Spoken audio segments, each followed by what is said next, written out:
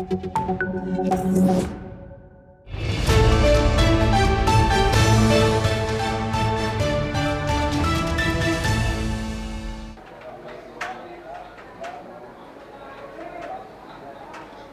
welcome to the newsroom. I'm Asuma Katauka. Today we are going to be looking at the top 5 stories which has come in today. First, we start with the breaking news coming in from Afghanistan and Pakistan. Heavy clashes have reportedly erupted between Pakistani and Afghan forces along the Durand Line, as Afghan forces have destroyed at least 2 Pakistani military posts after heavy shelling from Afghan forces. There have been claims that a few Pakistani soldiers were also killed and that the fighting continues to intensify. This latest conflict follows recent escalations, including Pakistan's airstrikes inside of Afghanistan on February 22nd. Pakistani fighter jets targeted several locations along the Durand Line, killing at least 28 Tehreek-e-Taliban Pakistan, also known as TTP fighters. The airstrikes hit multiple areas, including the Barmal district of Paktika province and the Banusi Madrasa in the Argun area. Afghan forces have described the latter as a response to Pakistan's aggression.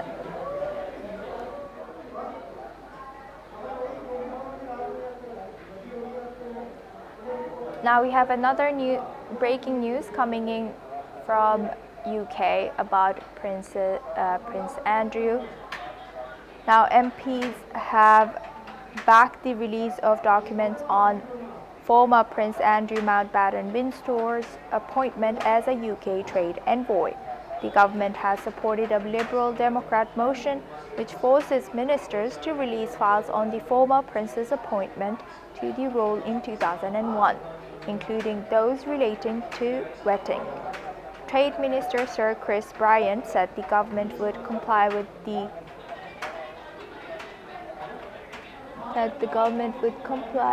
police as much as they can, although he has cited the live police investigation as a reason for possible delays. The former prince was released under investigation last week following his arrest on suspicion of misconduct in public office. Police had previously said they were considering investigating him over allegations relating to his association with the late sex offender Jeffrey Epstein and were reviewing allegations he shared confidential material. Andrew held the role of Special Representative for International Trade and Investment between 2001 to 2011, giving him privileged access to senior government and business contacts around the world. Emails released in the US from the latest tranche of files related to Epstein include claims that he forwarded government reports from visits to Vietnam, Singapore, and China to Epstein in 2010. Elsewhere in the documents, Andrew is also alleged to have forwarded information on investment opportunities in gold and uranium in Afghanistan to Epstein. Andrew has not responded to the BBC's request for comments on specific allegations that have emerged after the US release of files in January related to the late financier. He has previously denied any wrongdoing in relation to Epstein.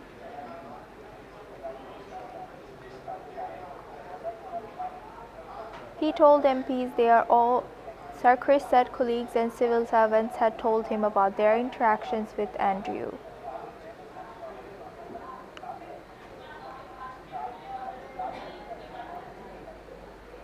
Now we move on to our next news. We will be joined by my colleague Meher Khurana. Meher, what more can you tell us about this? Well, yes, Asuma, former UK royal Prince Andrew Mountbatten Windsor has made headlines again this week, where earlier he was arrested from his house on his 66th birthday and then he was later released on bail. Now, the breaking development that has taken place just now is that the Britain's House of Commons has approved the release of Andrew's files, and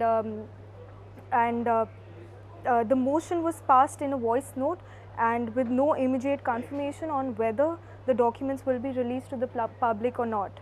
Now the approval is the part of an ongoing scrutiny over Andrew's actions during his decade role as the trade envoy, which was a position held from 2001 until his title was revoked due to his connection with late sex offender Jeffrey Epstein. Now the key issue at hand is whether Prince Andrew improperly shared government information with Epstein during his tenure in office. Now this controversy has sparked a significant debate with many calling for transparency to understand whether these allegations are true or not.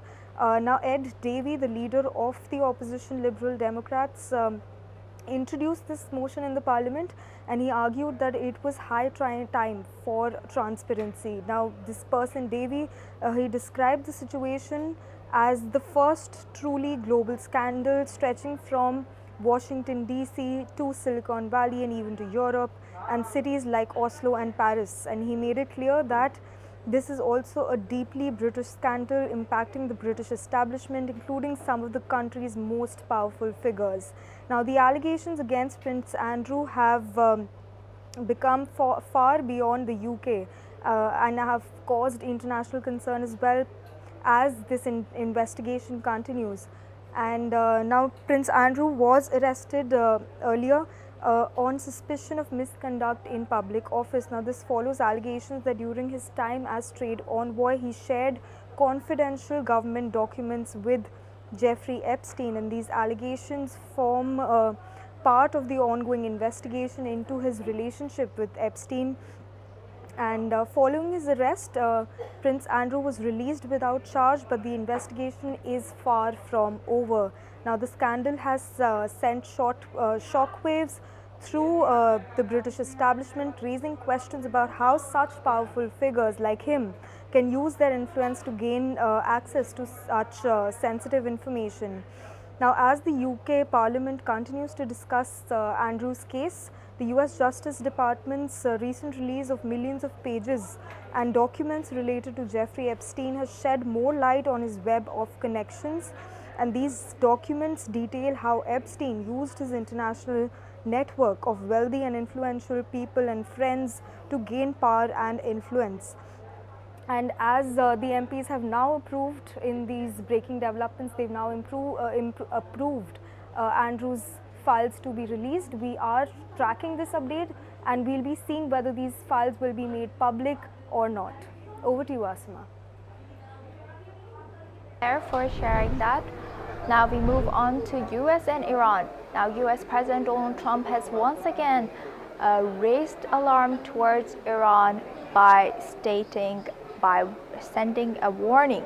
A new warning from US President Donald Trump is raising temperature in an already tense situation with Iran, although indirect talks are still planned for this week between US and Iran. The US President says he still wants a deal, but his message is also clear. Time may be running out. Trump has said that he would prefer diplomacy to limit Iran's nuclear program. However, if talks fail, he warns it could be, and I quote, a very bad day for Iran. These comments came in a social media post where Trump pushed back against reports about a possible war. He said stories about US military plans were wrong and misleading, adding that he alone will make the final decision. At the center of this moment is a new round of US-Iran talks scheduled for Thursday in Geneva. Officials hope those discussions could revive a path forward, limiting Iran's nuclear activities as well. Moving mile by mile through the Donbas region, trying to gain full control of the area along with two other regions in Zaporizhia and Kherson. Now we welcome back my colleague Meher Khurana. Meher, thank you for staying with us. What more can you tell us about this as we approach the 5th year? Well, yes, Asma, the Russia-Ukraine war has today marked its 4th anniversary, with Ukraine going into its 5th year now. And today, the Coalition of Willing meeting took place, where dignitaries and figures, a lot of people attended, global figures attended this meeting, and a lot of comments have coming in. Well, today let's start with comments from European Union Chief Ursula von der Leyen, and she arrived in Kiev earlier today for the 4th anniversary of Russia's invasion of Ukraine, and this marks von der Leyen's 10th visit to the Ukrainian capital, and she sent a strong message to both the Ukrainian people as well as Russia. She stressed that Europe would not relent until peace is restored on Ukraine's terms. Now, von der Leyen confirmed that the European Union has provided nearly 195 billion euros in support since the invasion took place, which was 4 years ago. Now, in a touching anniversary message, Prince Harry has also shared his admiration for Ukraine's resilience, and he noted that Ukraine has shown the world what true resilience looks like, and he conveyed his deep respect for the courage, dignity and unbreakable spirit of the Ukrainian people. And Prince Harry has also visited Ukraine twice in the past year and has continued to inspire with his message the strength and hope of the citizens of Ukraine. Well, comments have also come in from the Ukrainian president himself, where Volodymyr Zelensky has addressed the nation and the international community and has reaffirmed Russia's goals have not been achieved. Now, despite the heavy toll of 55,000 Ukrainian military deaths, as per him, Zelensky has stressed that Ukraine would continue to fight for peace and justice, refusing to surrender to Russia's demands. Now, he also made an urgent call for increased air defense systems and missiles, and these advanced intercorps used with American Patriot missile systems are critical in defending Ukraine against Russian missile attacks that keep on happening. Now, Russian President Vladimir Putin has also made comments today, where in Moscow he said that he accused Ukraine and Western intelligence agencies of being behind recent attacks on Russian soil. Now, Putin claimed that Ukraine had restored 2 terrorist attacks, quote unquote terrorist attacks, and sabotage attempts, including an explosion near a Moscow train station that killed a police officer. He also warned that Britain and France, without providing any evidence, accused them of plotting to arm Ukraine with a nuclear bomb. Now, this unsubstantiated claim has raised further concerns about the ongoing tensions. And he also mentioned that Russia's military operation in Ukraine would continue until all objectives are met.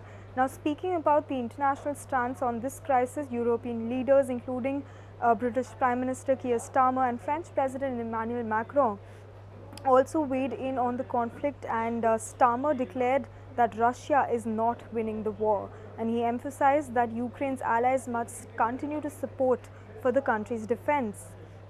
Now, Starmer also directly addressed Russian President Vladimir Putin, and he called him the primary obstacle in these peace negotiations. Now, Ukraine has also appealed for further integration of sanctions and the European Union, and he's appealed to the European Union for a clearer timeline regarding Ukraine's accession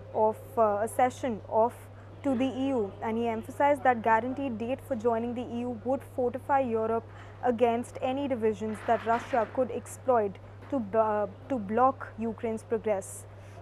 Now, Zelensky also called for stronger sanctions regarding Russia's shadow fleet of oil tankers.